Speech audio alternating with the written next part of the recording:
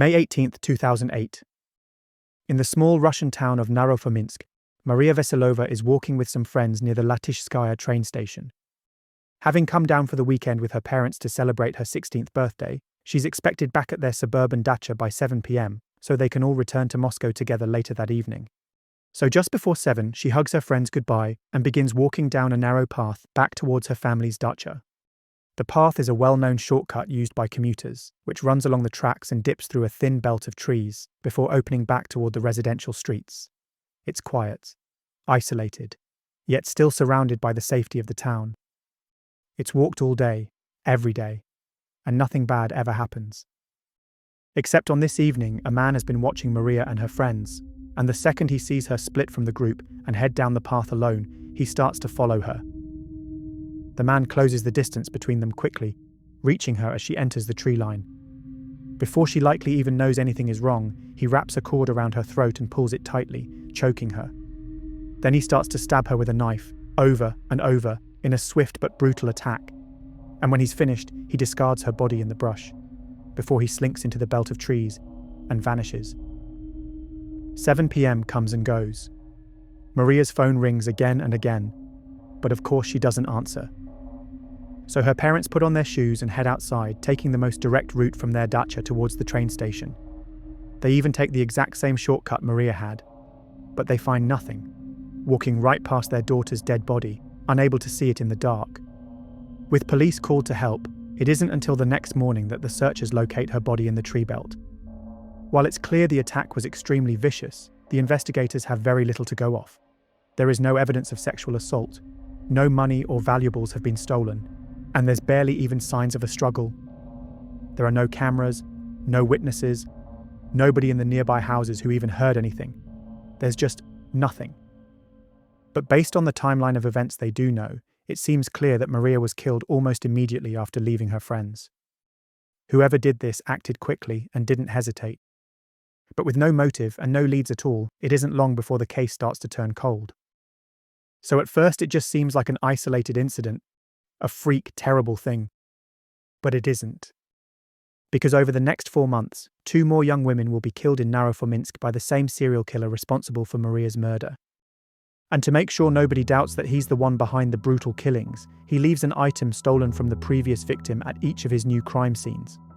Shockingly, the man responsible is actually a police officer from a wealthy family, who even more shockingly claims that he was acting on the orders of somebody else when he committed his murders. And that somebody isn't any old regular person. According to him, he was murdering at the command of Lucifer, the devil himself. But before anyone knows that, or even knows his real name, the public and the press give the predator lurking in the streets of their small town their own nickname. This is the story of the Naro-Fominsk Maniac.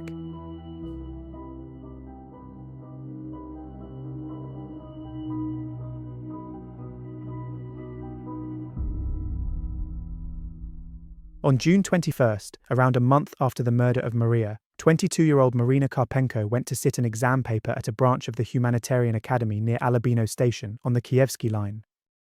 After finishing the exam, she phoned her husband Alexei at around 11:30 in the morning, asking him to come meet her.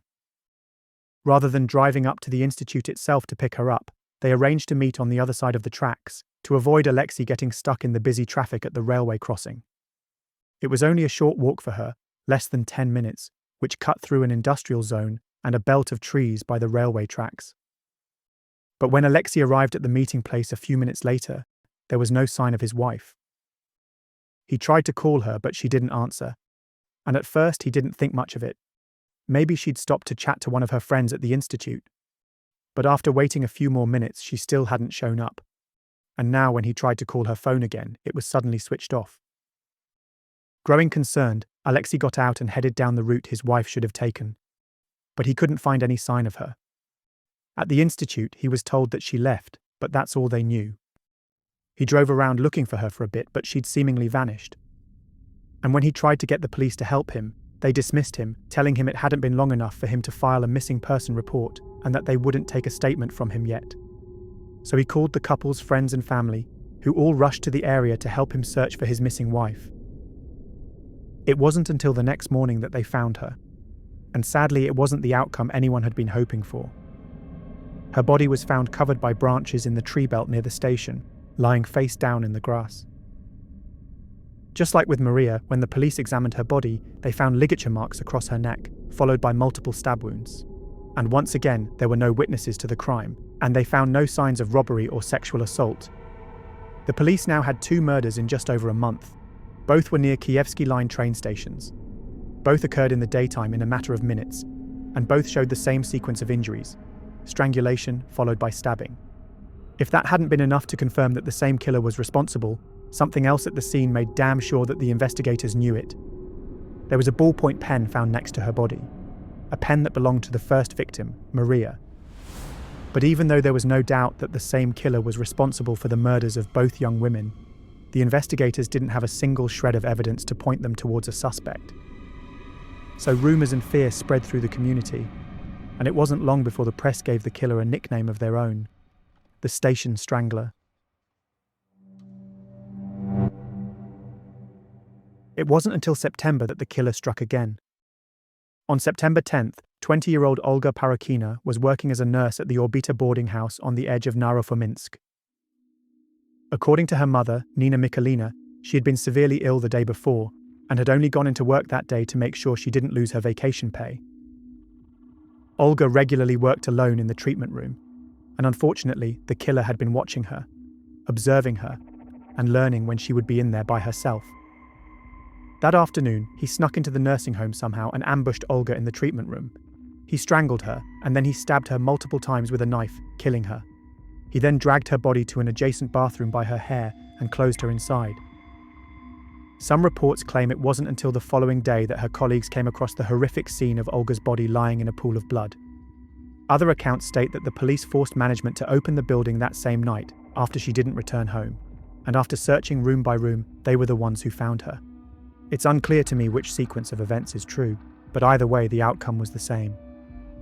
While there were elements of Olga's murder that differed from the first 2 attacks, the killer made it easy for the investigators to know that it was once again his handiwork. Because beside her body, he left a watch that had been taken from Marina when he killed her. Olga had last been seen alive in the accounting room by some of her colleagues at around 4 p.m. And given when the building was locked up for the night, it once again left a very narrow window for the killer to have made his attack. Whoever this was, he moved quickly, skillfully, and ruthlessly. Yet once again, they weren't able to identify a single suspect or find any evidence pointing them towards the serial killer responsible, who was now being called the Naro-Fominsk Maniac in the press. At least not until the following April. In April 2009, a man wearing a mask walked into a small grocery store in Petrovskoye village in Naro-Fominsk and forced the female cashier to give him everything in the till at knife point, around 250 rubles. But as he attempted to flee the scene, a group of young villagers noticed the commotion and pursued him, managing to tackle him to the ground. As they disarmed him of his knife and removed his mask, the robber shouted for them to let him go, telling them he hadn't robbed or killed anyone. Given nobody was accusing him of murder, this struck the villagers as strange. And when police arrived to arrest him for the robbery, they felt the same way. There was no doubt he'd committed the armed robbery. He had the knife on him, the stolen cash on him, and he'd been witnessed doing it by a large group of villagers. And alongside his strange remark about having not killed anybody, the police would have probably had enough reason to search his address. But when they took the man back to the station and identified him, things took a much more serious turn. They discovered that he was a local man from the town called Andrei Surikov. He was an ex-police sergeant who'd worked for the traffic police. And while in most situations like this, that would have been a shocking revelation, it was nothing compared to what else the detectives learnt about him. Because Andrei had actually spent the last several years confined in a psychiatric ward, having been found mentally incompetent to stand trial. The crime he'd been arrested for in that instance was attempted murder, an attempted murder that involved strangulation with a cord, followed by multiple stab wounds. So the investigators began to question him as a potential suspect in their serial killer case. But Andrei adamantly denied any involvement in the murders and refused to admit to anything beyond the failed robbery attempt. And in reality, they didn't actually have anything connecting him to the 3 murders. And anyway, would a wanted serial killer really be so stupid as to rob a grocery store in front of multiple witnesses while being hunted by the police? But if he actually was their killer, and if he really was that stupid, did that mean there was a chance the knife he had on him was the same one used to kill the victims? The knife was quickly handed over to forensic experts, but it didn't match the wounds on the 3 victims of the Naro-Fominsk Maniac. The knife they found at his house, on the other hand, was a perfect match. Because after his arrest, the police got a search warrant for his apartment, and what they found inside was beyond damning. Among his possessions, they discovered several items belonging to all 3 of the victims of the Naro-Fominsk Maniac, including a watch that had been taken from Olga, which still had his fingerprints on it. It would later be revealed that he'd given it to his girlfriend as a present. He had a large collection of knives, and one of them, a stiletto-like knife, was quickly determined to be a perfect match for the wounds inflicted on all 3 of the murdered women. There was now no doubt that Andrei was the serial killer they'd been hunting for nearly a year.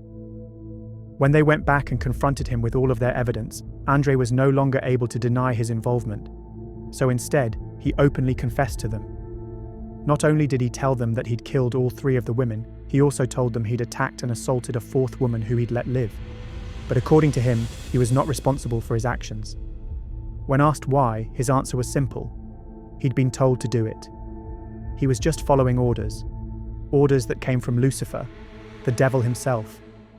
Ordinarily, claims that the devil made me do it wouldn't be taken too seriously in a situation like this, dismissed as a desperate attempt to appear insane by an obviously guilty killer. But in this instance, the detectives had to genuinely consider the possibility that Andrei was being truthful, at least in the sense that he genuinely believed to be following the devil's orders. And to understand why that is, we need to take a pause from the investigation, and we need to go all the way back to the start. Born on April 2, 1978 in Naro-Fominsk, Andrei was adopted at a young age by a wealthy family. Holding significant influence in the region, his adoptive father was an extremely successful businessman, while his adoptive mother was the director of a meat processing plant. By all accounts, Andrei had an idyllic childhood, raised under their loving care and never wanting for anything. By the time he was 20 years old, he'd secured a position as an inspector for the Russian traffic police. And at the department, he quickly gained a reputation for being diligent and disciplined, with his colleagues viewing him as so morally strong that they genuinely believed he was incorruptible and incapable of being bribed. As a result of his outstanding reputation, it didn't take him long to rise to the role of sergeant. And by the age of 23, Andrei was doing well enough to purchase his own apartment and even buy himself a brand new Audi A6. He was living a comfortable life. He was paid well, respected by his colleagues, and had a loving family supporting him. But then in 2001, he met Dmitry Korotkov and Alexei Zagriatsky at a party. And as far as anyone can tell, from that moment on, everything changed. Dmitry and Alexei were friends who'd initially met while incarcerated for vandalism. Both of them had been arrested for setting fire to apartment doors in completely separate acts of hooliganism. I assume they bonded over their bizarrely similar criminal history. I mean, what are the odds of being imprisoned with someone else who thought burning people's doors was a fun pastime? After their releases, the duo moved into a life of petty crime. But they both craved something more, something bigger. They had an acquaintance who sold stolen foreign cars for big money, the equivalent of tens of thousands of dollars. So they began working on a scheme to acquire the sorts of high-value cars he wanted. The only problem was, they couldn't figure out exactly how to pull it off. But that all changed when they met Andrei and learnt that he was a traffic officer.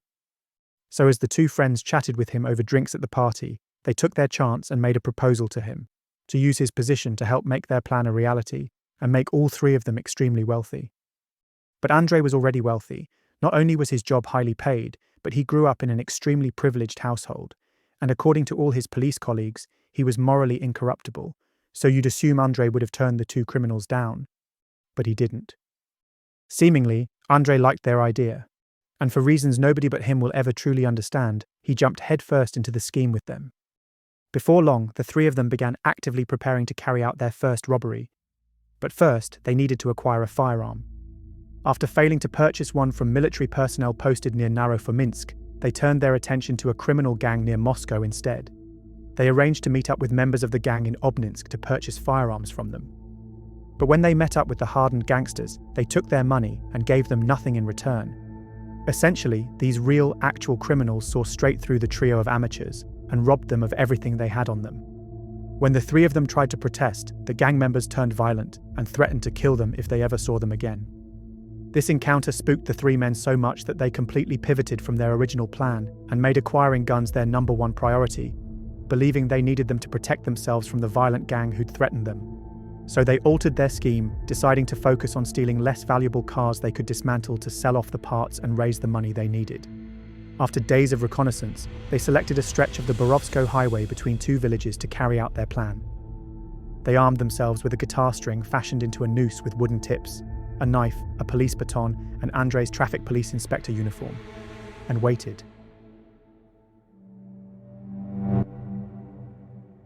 As dusk settled, Andrei walked along the side of the highway in his uniform, swinging his baton, waiting for the perfect target to appear.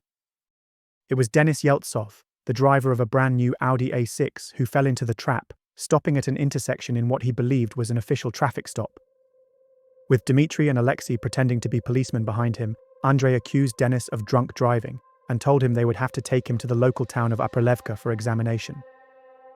Thinking he was obeying law officials, Denis did what he was told, moving over to the passenger seat to let Andrei get into the driver's seat, with one of his accomplices getting in the back of the car. Suddenly, the guitar string was hooked around Denis's neck.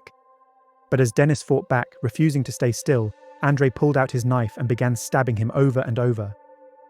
Somehow, Denis was able to force his way out of the car. He fell onto the road where he was almost struck by another vehicle. Panicked, Andrei and whichever of the two accomplices was in the car with him both jumped out and rushed to their own vehicle, speeding off. The motorist helped Denis, calling for an ambulance and the police. He miraculously survived the attack and told the police that it was one of their own officers who had tried to kill him. Despite their meticulous planning, the amateur criminals had made an obvious and massive mistake. They'd used Andrei's own car for the crime and hadn't even bothered to alter the license plates. So within mere hours of the attack, the police found and arrested all three of them. The trio were charged with a wide range of crimes, including robbery, attempted murder, and forming a criminal group. The case even received widespread coverage in the media, leading the police to issue warnings for drivers only to stop at official checkpoints manned by legitimate traffic officers. Nobody was particularly surprised by the involvement of Dmitry and Alexei, but everyone struggled to understand why and how Andrei, who was given the name Sergei Golikov in the press to protect his identity, was involved in the vicious attack. As far as anyone could tell, he was a law-abiding moral officer of the law. Given his wealthy background, nobody could even understand his motives for involving himself in such a lazy criminal scheme. It wasn't like he needed the money, so what was he getting out of it? And why had he instantly turned to such extreme violence at the first opportunity? His superior officer at the traffic police station speculated that maybe some unknown family circumstances had forced his hand. But if that was the case, whatever it was never came to light. And things only got weirder from there, because while he was awaiting trial, Andrei began making strange statements about Satanism and the occult, some of which were quite extreme and alarming, such as claiming he wanted to own a wallet crafted from human skin. As his statements got increasingly disturbing, he was sent for psychiatric evaluation. And while Dmitry and Alexei were deemed mentally fit, found guilty in court, and sentenced to lengthy prison terms, Andrei wasn't. Instead, he was deemed unfit to stand trial and he was committed to a psychiatric hospital for treatment. Although it's never been substantiated, there was a prevailing belief in the Russian media that Andrei's influential adoptive father had played a role in helping him to evade imprisonment, either through bribery or by paying for experts to help him present himself as legally insane. After supposedly being cured, Andrei was released from the psychiatric ward a few years later and returned to his hometown of Naro-Fominsk. But supposedly, the strange ritualistic beliefs that had gotten him institutionalized in the first place had only grown stronger in the years he was locked up, at least if his version of events are to be believed, because once he was back in his hometown, he instantly began devouring literature about Satanism, voodoo rituals, and the occult, obsessively learning everything he could about the topics. The few friends he had claimed that it was all he spoke about when they tried to interact with him. This obsession soon manifested into rituals that involved stabbing dolls, and it wasn't long before he began fantasizing about doing the same thing to living women with his growing collection of knives. Then on May 18, 2008, his desires became so insurmountable that he decided to act on them, and he attacked Maria Veselova as she walked back to her family's dacha. All three of Andrei's victims were young women attacked in the daylight. All of them were choked with rope before being fatally stabbed with his stiletto knife. He then stole various personal belongings from them, but not any money, which is why police didn't notice at first. And as an attempt at a macabre calling card, He then left behind a personal item belonging to each previous victim at the next crime scene. He presumably would have continued doing this had he not been caught, ironically due to a badly planned, botched robbery, just like when he was first arrested.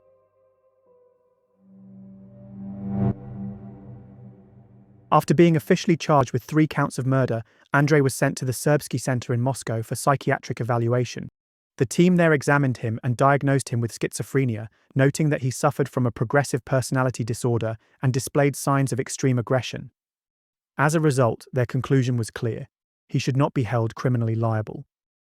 The case went to court in 2010, where it was down to the judge to decide if the legal system agreed with the medical findings that Andrei could not be held accountable for his crimes. In the glass dock, Andrei sat in a winter jacket and a dark blue hat that concealed his face. He kept his head down and remained largely silent through the sessions, seeming disinterested with it all. The only times he did speak, he muttered about the devil and ranted about how much he hated the church. When the prosecutor asked if he'd committed the acts in the indictment, he didn't deny his guilt at all and answered simply yes, before continuing to ramble about how Lucifer had instructed him to commit the crimes. His lawyer told the court, "All 4 doctors at the Serbsky All-Russian Research Institute who assessed Surikov believe he is extremely aggressive, cruel, impulsive, and exhibits persistent delusional behavior." They even claimed that his illness had started to worsen after his previous treatment was stopped, blaming the state for releasing and abandoning him when he clearly needed their help. In contrast, the prosecution was adamant that Andrei was not mentally ill and was fit to stand trial. They argued that his rants about the devil were not a sign of his delusions, but part of a carefully orchestrated plan to present himself as mentally ill and avoid being imprisoned, just like last time. They had multiple witnesses testify against him, including his ex-girlfriend. She told the court that he'd asked her to provide him with an alibi, urging her to tell the police he'd been with her at the time of the 3 murders. Olga's mother, Nina Mikhalina, also reminded the court that Andrei had made a conscious effort to conceal evidence and hide the bodies, such as hiding her daughter's body in a bathroom. These sorts of behaviours, the prosecution argued, made it clear that Andrei knew that what he was doing was wrong, not only at the time of the murders, but in the aftermath of them too. Nina and the other family members of the victims contested the Serbsky Center's insanity ruling, all believing that Andrei was a master manipulator trying to avoid punishment and imprisonment, and as a result they asked for new evaluations to be done. Marina's husband, Alexei, later said, "I wasn't convinced by the findings of the forensic examination. We believe he's attempting to evade accountability." However, the judge dismissed their requests for a new medical evaluation to be done. He claimed the first report was valid, done by the country's top experts, and there was no reason to assume a second report would reach a different conclusion. Ultimately, none of the family members chose to appeal the judge's decision. In February 2010, the Moscow Regional Court ruled that Andrei was not criminally responsible and ordered him to receive compulsory treatment in a psychiatric hospital instead of imprisonment for his crimes. The judge noted that Andrei was a special danger to society, and when asked if he had anything to say about the decision, Andrei simply shook his head and remained silent. It's a little unclear exactly what happened to Andrei after the ruling. Some reports claim that he remains incarcerated to this day. Others, including a 2012 Russian documentary titled The Station Strangler, claim that he took his own life shortly after being sent to the psychiatric hospital. And while I know that's a frustratingly ambiguous ending to the story, there unfortunately just doesn't seem to be enough information out there about the case to verify what truly happened to him. But either way, there are still huge questions surrounding this case. For one, why did this seemingly upstanding police officer give everything up for a life of crime? It almost feels like Andrei switched overnight from apparent normality and morality to extreme violence and cruelty. Was it really because he believed he was receiving orders from the devil, telling him to commit brutal murders? Or was this simply a case of a privileged psychopath who had everything, committing violence and murder for nothing more than the thrill of it? Who then used his father's connections and his own clever manipulation to trick the Russian courts into absolving him of responsibility? I have to assume there are huge gaps in the limited reporting of the crime that goes some way to explaining how it all makes sense. Because from the outside looking in, it does feel like the entire devil made me do it angle was just a scheme for him to avoid being held accountable for his actions. But if that was the case, then what actually motivated him to commit the murders? It sort of makes more sense if the satanic claims are actually true, because if he really was schizophrenic and delusional, at least I could understand why his behavior seemed so all over the place, and why he was able to seemingly turn into someone else entirely so suddenly and so drastically. The act of leaving previous victims' belongings at his new murder scenes is particularly interesting to me. It seems to generally be viewed as his calling card, but that implies that he wanted people to know the murders were the acts of one individual, a serial killer. While that's probably true, if we do accept that Andrei really did believe he was under orders from Satan, could it actually be part of some sort of ritual he thought he was carrying out?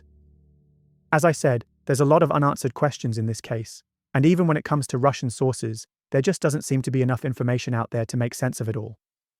Assuming that he's still alive, Andrei would be 47 years old today. So unfortunately, with that open-ended conclusion, our exploration of Russia's Naro-Fominsk Maniac comes to a close. Let me know what you make of it all, as I really can't figure out the truth of it from the available facts and reports. As always, thanks so much for watching. Don't forget to like and subscribe and do all those sorts of things that the algorithm gods need to judge the video as worthy of their attention. If you like the content I make and you want to support my channel further, there's a membership option here on YouTube and a Patreon linked below as well. I can't really offer much in the way of perks right now, but if you do join, you get your name featured at the end of my videos as a little thank you. So until next time, you have been watching The Mystery Abyss.